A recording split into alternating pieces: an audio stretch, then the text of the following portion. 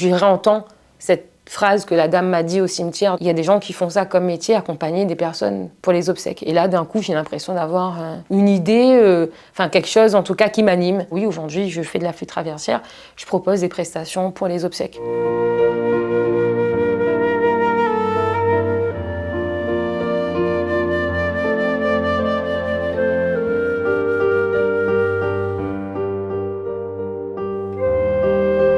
J'ai fait vraiment de la flûte de mes 9 ans à mes 15 ans. Et ensuite, comme tout élève, quand on rentre au lycée, c'est un petit peu compliqué. Donc j'ai mis de côté l'instrument. J'ai commencé à rejouer de la flûte lorsque ma fille, Eva, a demandé en fait une flûte pour son anniversaire. C'est comme ça que j'ai repris mon instrument et que j'ai voulu lui montrer en tout cas ce que c'était de jouer de la flûte traversière.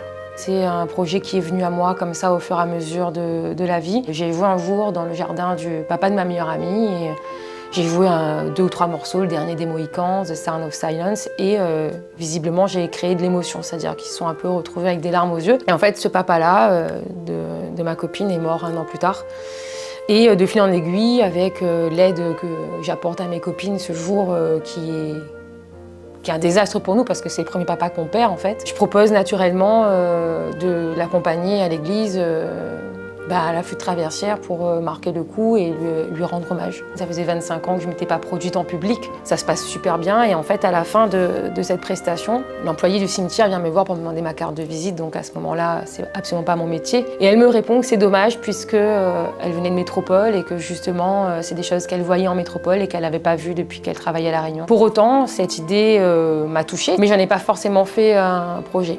J'ai perdu mon père 3 mois plus tard et voilà, c'était le choc pour moi. J'ai pris ce courage de prendre ma flûte, de préparer des morceaux. J'avais joué le matin dans notre jardin puisque la veillée s'est faite chez nous. Je décide de dire que je vais le faire à l'entrée, en fait, au moins son entrée dans l'église. Donc c'est ce que j'ai réussi à faire uniquement. Ça a été difficile émotionnellement. La mort de mon père, c'est la goutte qui fait déborder ce vase qui est déjà beaucoup rempli chez moi. Je me remets en question totalement, surtout sur ma vie, sur ce que je vais faire plus tard, ce que je vais devenir, etc. Et je regardais ma flûte et je me suis dit, c'est vraiment dommage, si j'avais continué, je serais peut-être une virtuose. Et en fait, là d'un coup, il se passe quelque chose en moi où je réentends cette phrase que la dame m'a dit au cimetière. Il y a des gens qui font ça comme métier, accompagner des personnes pour les obsèques. Je me dirige à aller dans un environnement où on va parler de décès. On voyait plutôt le côté dark de la chose. Et moi, j'ai commencé à parler en disant oui, mais là, ça, c'est ce qu'on voit au prime abord, mais en fait, ce qu'on ne voit pas, c'est le soutien que je vais apporter à cette famille, le fait de leur apporter de la musique, de combler ce vide, parce que pour avoir quand même vécu des enterrements, quand on est au cimetière, par exemple, il ne se passe rien. Là, ça fait vraiment comme un effet pansement. Je viens, je réconforte avec mes notes de musique, c'est comme si je faisais un gros câlin à ces familles qui sont endeuillées, qui sont dans la peine, et je soulage un petit peu. C'est le sentiment, en tout cas, que j'ai eu et qui m'avait été redonné. Et mon projet se monte dans l'année courante 2023. C'est vrai que quand j'y vais, j'ai pas cette sensation d'aller au travail.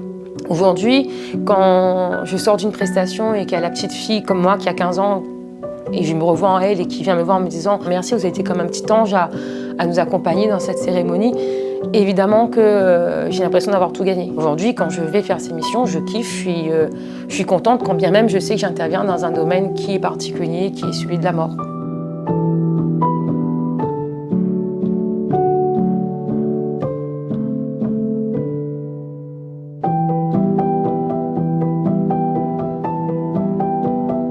Je fais en sorte à chaque fois de trouver les morceaux qui conviennent, je les apprends, etc. Je peux jouer de La Vie en rose d'Edith Piaf, comme je joue du David Guetta ou du Jimmy Sachs. Je peux jouer de Ladybug, le dessin animé, le générique en tout cas. Ça, c'était un petit clin d'œil pour ma fille. Et on l'a joué justement au CHU pour les enfants du service oncologique. Je ne peux pas là aller en prestation pour des enfants et jouer que du Francis Cabrel, ils vont rien comprendre. Sachant que pour les personnes âgées, jouer de tout, ça passe. Parce que finalement, ils ont été enfants, ils ont été parents, donc à un moment donné, les morceaux que je propose, ils les aiment, quoi.